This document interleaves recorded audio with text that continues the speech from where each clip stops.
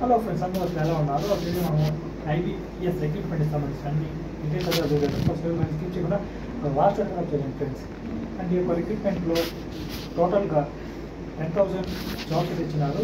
And ఈ యొక్క రిక్రూట్మెంట్కి last date month 21st last date. So ఎవరైనా అప్లై చేయకుంటే ఆ లోపల అప్లై చేయండి. అండ్ అసలు ఆన్లైన్ అయితే అసలు ఎస్టర్డే అంటే నిన్న అసలు ఆగస్టు 1st అయితే ఆన్లైన్ అయితే స్టార్ట్ అయింది. సో అసలు ఏమైనా అప్లై చేయాలనుకుంటే అప్లై చేయండి మీరు తొందరగా.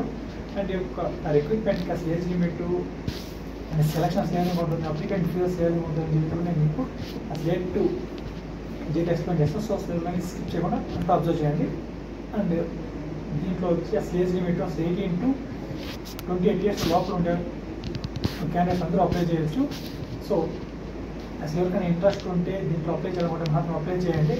అండ్ అప్లికేషన్ ఫీజెస్ ఏ విధంగా ఉంటుందంటే అసలు ఎవరైనా ఎస్సీ ఎస్టీ అండ్ సిడబ్ల్యూఓస్ అండ్ ఎవరికైనా డిసేబుల్ పర్సన్ ఉంటారో అలాంటి క్యాండిడేట్స్కి వచ్చి 175 రూపీస్ అనమాట ఫీజు. అండ్ రిమైనింగ్ అదర్ కేటగిరీస్కి వచ్చి అసలు 80 రూపీస్ అసలు అప్లికేషన్ ఫీజు అనేది. సో అప్లికేషన్ ఫీజు అనేది అసలు ఎక్కువ కాదు. సో అప్లై చేయడం మాత్రం అప్లై చేయండి.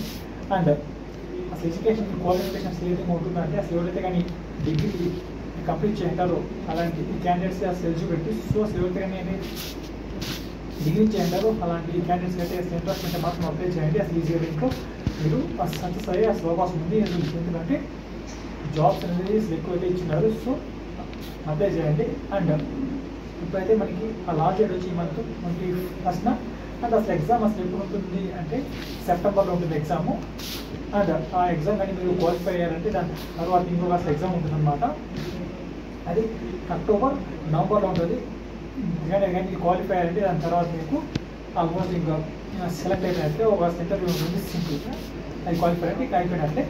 అండ్ శాలరీ అసలు ఏ విధంగా ఉంటుందంటే శాలరీ వచ్చి ఫస్ట్ శాలరీ వచ్చి మీకు 25,000 అనేది మీకు శాలరీ అనేది మీకు స్టార్ట్ అవుతుంది.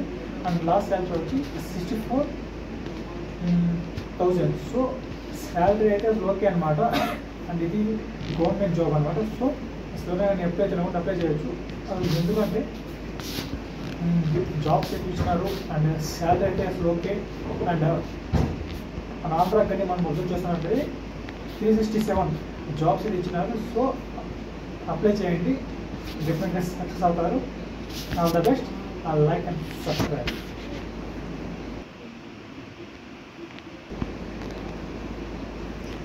Hello friends, IPB